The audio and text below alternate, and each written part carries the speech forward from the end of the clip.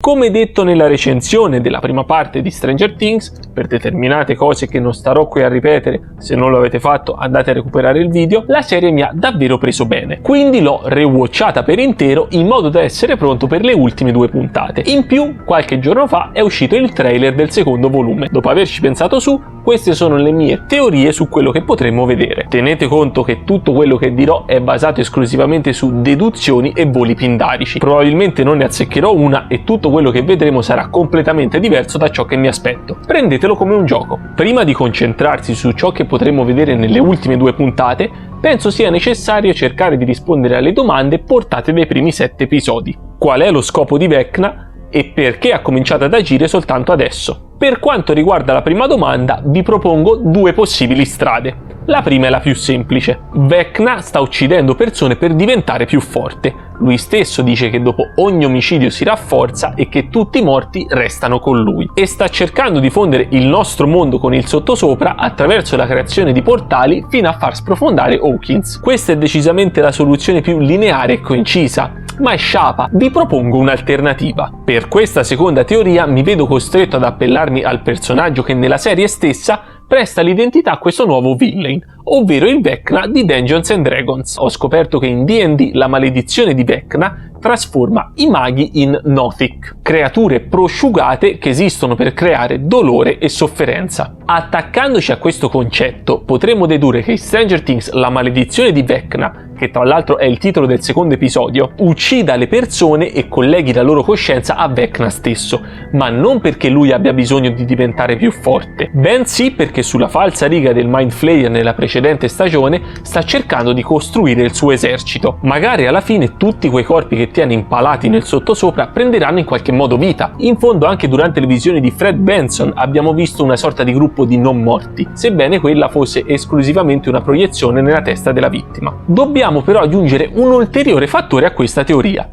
cioè che Vecna prende di mira esclusivamente ragazzi affetti da traumi del passato. Potrebbe farlo 1 perché sono bersagli più vulnerabili, ma 2, più importante, perché essendo dopo la morte connessi a lui, magari potrebbero arrivare ad usufruire dei suoi poteri e il dolore causato da quei traumi potrebbe esserne il fattore scatenante. Insomma, un esercito di non morti comandato da Vecna in grado di usare i suoi poteri. Partendo proprio dalle vittime di Vecna, secondo me possiamo iniziare a rispondere alla seconda domanda. Vecna non è stato con le mani in mano fino ad ora. Lui sa esattamente chi colpire perché i bersagli gli vengono forniti dalla psicologa della scuola, denominatore comune di tutti i morti, inclusa Max che per adesso si è salvata. Lo sappiamo tutti che Miss Kelly non ce la racconta giusta. Ma prima di cominciare ad uccidere, l'unica cosa che ha fatto Vecna da quando è stato aperto il primo portale è stato possedere questa psicologa? Non penso sia andata esattamente così. Riguardando le precedenti stagioni, ho notato un singolo fattore che avrebbe potuto scatenare Vecna. Mi riferisco ad un dialogo tra Billy ed 11 a casa di Ether, la bambina scomparsa. In quel momento Billy era posseduto dal Mind Flayer, ma ricordiamo che il sottosopra è una mente a sciame nella quale tutto è connesso. Infatti quando Billy è stato aggredito possiamo chiaramente udire il rumore dell'orologio di Vecna nelle sue visioni. Quindi durante quella conversazione il Mind Flayer aveva riconosciuto la ragazzina che era stata in grado di chiudere il portale, identificandola come nemica, mentre uno aveva ritrovato la bambina che l'aveva esiliato nel sottosopra. Presenza di uno in quel determinato momento che si può notare anche dalla postura di Billy,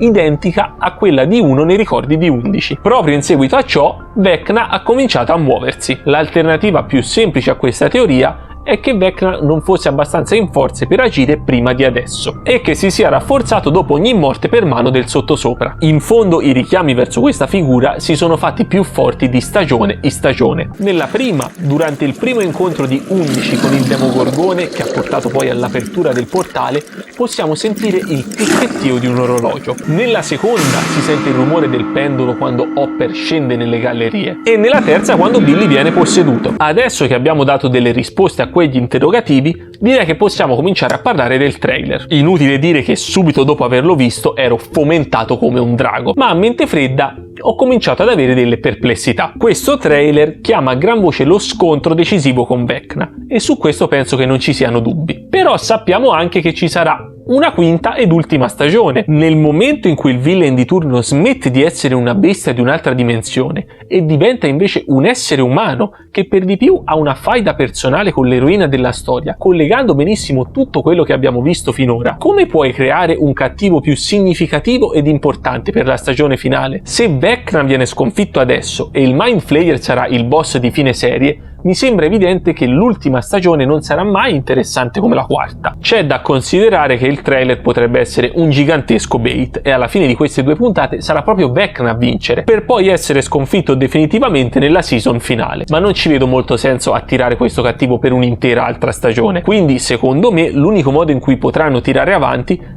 è risalire alle origini dei poteri di Uno. Per me i suoi poteri vengono dal sottosopra e gli sono in qualche modo stati passati dal Mind Flayer per poter essere liberato. Ovviamente tutta l'ideologia di Uno e il suo complesso di superiorità derivano anch'essi dal sottosopra, per questo è arrivato addirittura a tentare di uccidere la sua famiglia da bambino. Abbiamo visto che quando Uno era arrivato nella sua nuova casa ad Hawkins e aveva scoperto un nido di vedove nere, era rimasto ossessionato da questo animale. Io sono dell'idea che il Mind Flayer non sia a forma di ragno per questa fissa di Uno, ma il contrario. Uno è fissato con i ragni proprio perché il Mind Flayer ha quel tipo di forma. Il nido di vedove nere ha semplicemente fatto da fattore scatenante per i suoi poteri. Questa teoria può trovare riscontro anche in altre situazioni. Ad esempio, quando Will nella seconda stagione viene posseduto dal Mind Flayer, mentre guarda attraverso i tunnel, i suoi occhi fanno lo stesso movimento di quelli di Uno quando usa i poteri. Oppure nella prima stagione vediamo come anche i Demogorgoni siano in grado di aprire dei portali, seppur temporanei, e uno di loro usa anche la telecinesi per rapire Will. Seguendo questa ipotesi si può anche intuire perché Uno si sia trasformato in Vecna quando spedito da 11 nel sottosopra. Visto che i suoi poteri venivano da lì, quel mondo lo ha riconosciuto come familiare e trasformato di conseguenza. A questo punto, per fare un attimo chiarezza sulle gerarchie del sottosopra seguendo questa teoria, Uno non ha creato e non controlla il Mind Flayer e le altre creature del sottosopra, e anche il Mind Flayer non è in grado di controllare Uno. Sono 2 entità distinte con una mente condivisa. L'alternativa a tutto ciò che ho appena detto può semplicemente essere che Uno, una volta entrato nel sottosopra, si sia fuso con questa dimensione ed abbia poi dato vita a tutte le creature che vi sono, incluso il Mind Flayer. Per questo i Demogorgoni sono in grado di aprire portali e Will muoveva gli occhi in quel modo. Ma se così fosse, allora Vecna sarà il cattivo finale e non verrà sconfitto in questa stagione. L'unica cosa che mi auguro è che non mettano di mezzo per qualche motivo i viaggi nel tempo. Ci sono tanti fattori che portano verso questa direzione, ma quando si tocca questo espediente è quasi sempre un disastro. Passiamo adesso alla nostra tier list della morte, collegandoci ai personaggi per descrivere ciò che potrebbe succedere nelle ultime 2 puntate. Il capitano della squadra di basket, io a lui do un bel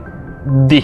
Impossibile che muoia, anche perché poi alla fine dovrà scusarsi con Eddie e la città per la caccia alle streghe che ha scatenato. Nel trailer vediamo una scena dove viene preso a pizza in faccia da Lucas, ma penso che questo sia il massimo di quello che gli potrà accadere. Brenner, secondo me, questo potrebbe essere il suo momento per riscattarsi dalla pessima figura genitoriale che è stata per 11, sacrificandosi per lei quando la parte del governo americano che la crede responsabile di tutto cercherà di ucciderla. Quindi per lui un bel S-tier. Vecna, cioè Uno, per i motivi che ho detto prima, non mi sento di dargli l'S-tier, perché nel caso fosse lui l'artefice di tutto, deve essere il villain definitivo, quindi anche della prossima stagione. Max è già scappata una volta, Vecna, non penso proprio che nel gruppetto con lei, Lucas e Erika sarà proprio Max a morire, ma per tenerci un minimo di riserva gli do una B. Hopper è impossibile che muoia, anche perché dopo tutto sto casino dovrà ritrovarsi con 11, il saluto, l'abbraccio, ti voglio bene, tutte quelle robe lì. Jonathan ci ho pensato e più ci penso più non vedo una singola ragione per farlo morire. A Erika gli do lo stesso livello di Max. Non penso che sarà lei a tirare le cuoia, però la mettiamo lì, ci teniamo un minimo di... Enzo è morto. Enzo è il personaggio nuovo carne da macello, come siamo abituati a vedere, è morto. Lui muore, sicuro. Non si possono salvare tutti nella prigione. Uno verrà preso per forza dal Demogorgone o dai russi e sarà Enzo. Mike. Per Mike. Mike ha finito il suo arco narrativo da qualunque punto di vista lo si guardi. Nel gruppetto non è più il leader, insomma, non se lo fila più nessuno. Come personaggio non è amato. la storia con 11 ha rotto altamente le scatole, ha proprio finito quello che aveva da dire secondo me. Lo mettiamo su A perché è un papabile morto alto. Steve a malincuore, potrebbe essere arrivato il momento per i Duffer Brothers di cacciare fuori le palle, perché lo so che Steve è uno dei personaggi più amati, se non il più amato della serie, ma per me S tier. Per me Steve ha finito tutto quello che aveva da dire. Ha avuto la sua redenzione come personaggio rispetto alla prima stagione. Non è più la figura di riferimento di Dustin, perché ormai quel ragazzino è cresciuto ed è perfettamente in grado di cavarsela da solo. La storia con Nancy, sebbene non sarebbe proprio una minestra riscaldata, perché comunque sono cambiati tutti e due moltissimo nel corso del tempo, secondo me non è proprio destinata ad una fine felice. Sono più dell'idea che lui si sacrificherà per Nancy, compiendo così il suo arco di redenzione. 11 una quinta stagione senza 11, che ve lo dica a fa? Che la fanno a fa? D.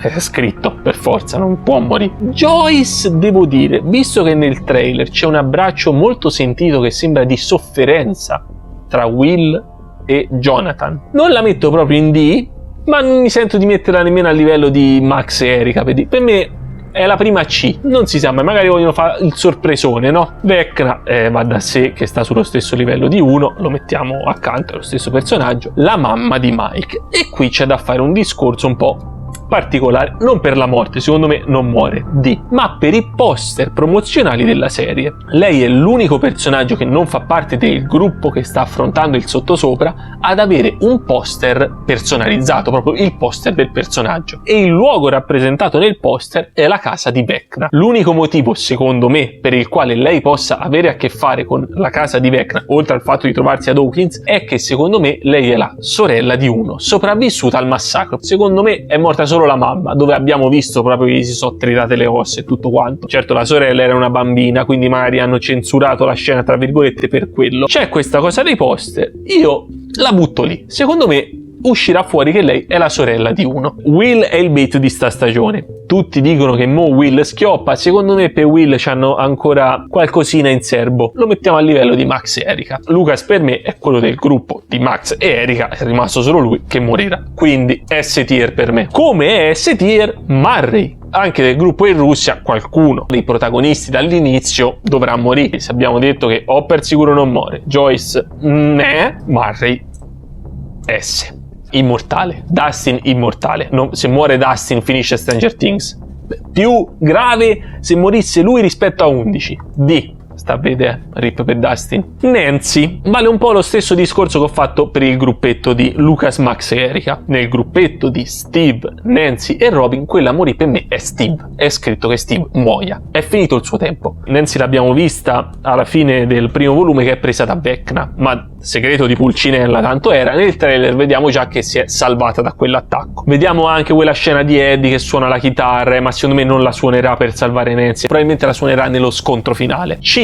Accanto a Joyce. Argyle D, perché se muore a chi gli schioppa qualcuno che Argyle muoia, lo sapete come la penso su Argyle, no? Robin la vediamo nel trailer nel sottosopra in un momento di difficoltà, ma Nancy e Steve la salveranno, è C per me. E qui arriviamo all'ultimo personaggio, che è anche il mio preferito. Eddie potrebbe seguire la regola della new entry, personaggio amato dal pubblico che lo portano per tutta la stagione e poi di punto in bianco, zac, gli tagliano la testa, morto. Eddie è veramente a rischio, anche perché quando hanno scritto la stagione e l'hanno girata non sapevano che il personaggio sarebbe stato così tanto amato dal pubblico, quindi pure se ora lo volessero salvare non hanno modo. Però, e c'è un però che potrebbe salvarlo, proprio perché tutti si aspettano che muoia lui con la regola della new entry di Stranger Things, ci potranno stupire e lasciarlo in vita. Diventerà una sorta di successore di Steve. In più c'è anche da dire che non può morire quando tutta la città pensa che fa pezzi la gente, gli spacca le ossa. Non può. D'altro canto lui deve compiere il suo arco narrativo, e visto che è partito come una specie di codardo, dice anche che non c'è vergogna nella fuga, no? Durante la partita in D&D lo vediamo scappare e nascondersi quando la cheerleader viene massacrata davanti ai suoi occhi. Non è un eroe, e per compiere il suo arco narrativo dopo tutto quello che sta passando in questa stagione dovrà compiere un gesto eroico ed inaspettato, che non sarà quello di suonare la chitarra, perché non è un gesto che fai di impulso, ma è una cosa molto più costruita ed elaborata. In quella circostanza potrebbe rimanere ferito magari, perché vediamo anche Dustin nel trailer che sembra urlare il suo nome in modo abbastanza disperato. Il gesto eroico che deve compiere, perché deve compierlo per concludere il suo arco narrativo, è la cosa che mi spingerebbe di più a metterlo in S, ma per tutte le motivazioni che vi ho detto e per il fatto che è il mio personaggio preferito, lo mettiamo in D.